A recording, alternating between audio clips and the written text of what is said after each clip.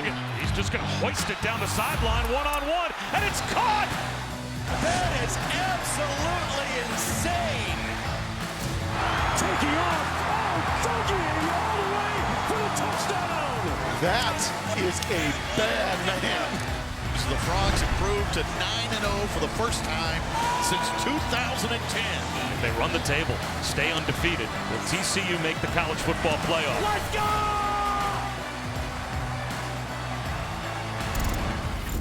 That 2010 season, you just heard reference. TCU went undefeated, won a Rose Bowl. Sonny Dykes in his first year in this week's Team Spotlight brought to you by Verbo. Off to the best start for a rookie coach in the Big 12 and the conference's history. That offense has been sensational and much improved over the last 5 years. 26-21, they were ranked 8th in the conference in scoring. They've got a great shot to lead the Big 12 in scoring. And pleased to be joined by the architect of that offensive renaissance, Sonny Dykes, head coach at TCU. They have Texas coming up Saturday night on ABC. Sonny, last week, your team caused a lot of conversation on this show because they felt like they weren't quite getting the respect that they had earned. Now that TCU is number 4, what's your reaction to the rankings this week? Well, it's kind of similar to the way we felt last week. I mean, look, this is early in the process. I have a lot of faith in the committee that they're going to recognize teams that continue to win. We haven't always won pretty. You know, there's been some struggles. We've had to make some second half comebacks. But at the end of the day, we've played a good schedule. I think the Big 12 is as good a conference as there is right now in the country, top to bottom. I really do. There's no layups in this league. You better play well every week. And so far, our guys have managed to do that. Now, look, we've got a really tough schedule ahead of us. We go to Texas this week and go to Baylor the following week. And so we'll learn a lot more about our football team. But again, I appreciate the fact that they value wins, and our guys have been able to do that so far. Coach, I guess it speaks of the world that we live in now that you don't have to necessarily apologize for second half comebacks, but you have to say, sorry, it wasn't pretty. To me, it's something to celebrate. 4 different times you're down in the second half and your team has shown resiliency. Can you talk about the character and the leadership of this team, especially in your first year taking this program over? Pretty interesting to see that characteristic continue to show up week after week. Yeah, you know, Kurt, that's a real tribute to our players. I mean, those guys have been incredible. When you have a coaching change, sometimes a lot of guys stick their toe in the water and don't always completely jump in. And fortunately, our guys have completely jumped in, and they believe in what we're doing. They really care about each other. It's a really fun group to coach. They enjoy playing. They enjoy competing. They like practicing. And as I said earlier, I mean, it's fun to see guys really invest in each other and care about each other and value each other. And so I think that gives us an opportunity when we get down and things aren't going our way. Our guys have an ability to just focus on making a play and stringing plays together. And I think it's that belief and confidence in each other that's allowed us to make those comebacks in the second half of games. I think it's also a big credit to our strength and conditioning program. You know, we're a team that finishes strong. We've been able to finish physically.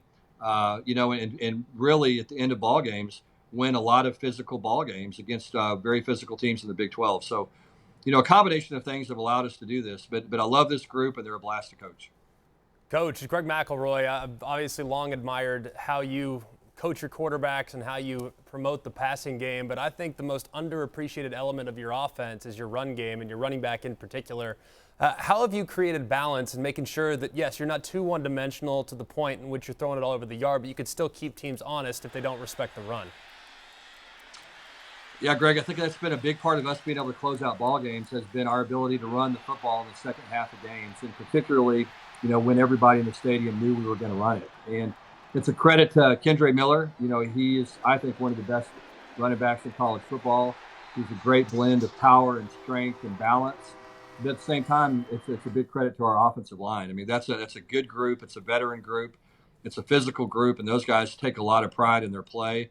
And it's been a blast to watch those guys because they're going to compete every time we get on the field, and that group just gets better as the game goes along. And that's again been a big part of our second half success. Coach, are the rankings something you discussed with your team, like last week being at number 7 and feeling disrespected, so to speak, and then this week being in number 4 and you're in that top 4, which everybody covets. Now you guys are there, while at the same time, one of the biggest games of your season, going on the road playing a Texas team. Is it something that you'll discuss with your guys as you're preparing for Texas? You know what's funny is we've never talked about it once, honestly. We haven't talked about the rankings. We never talked about it when we got in the top 25 for the first time. We haven't talked about conference standings one time. Really don't talk about it as the coaching staff. I think our guys have a one day at a time approach, and it's served us well up to this point. And so our guys just want to go out and have a good practice tomorrow, and want to do everything we can to play our best football on Saturday and go out and play against a very, very good Texas team on the road in front of a big crowd and College game day and all the thing that goes along with that. But it's not something that we discuss really, because we know that we have a job to do, and these things. It's been a challenge to get here, but it's going to be an even more of a challenge to stay here. And we have to focus on what we can control, and that's our preparation and our performance on Saturday night. And along those lines, Sonny, you said earlier that there are no off weeks in the Big 12, and that's certainly true. To be considered for the college football playoffs, should the Big 12 champion have to be undefeated? I don't know. That's a good question. I mean, I think that, there's some analytics and some ways to look at our conference. And I think when people sit down and look at our numbers, they measure very well compared to other conferences. Again, just the fact that we have 10 very, very solid football teams. Also, we play a 9-game schedule where we're going to play every single team in our league. And there's no scheduling opportunities. In other words, we're not going to catch a good schedule one year because you're going to play everybody. And so, you do get a true conference champion. You get an idea of who the best team is going to be. And again, this league from top to bottom is incredibly solid. We were the 7th or 8th pick preseason in our league. Kansas was I think the consensus number 10 pick, and they've got an outstanding football team. And so, there's no layups in the Big 12, that's for sure. Thanks for watching ESPN on YouTube. For live streaming sports and premium content, subscribe to ESPN+.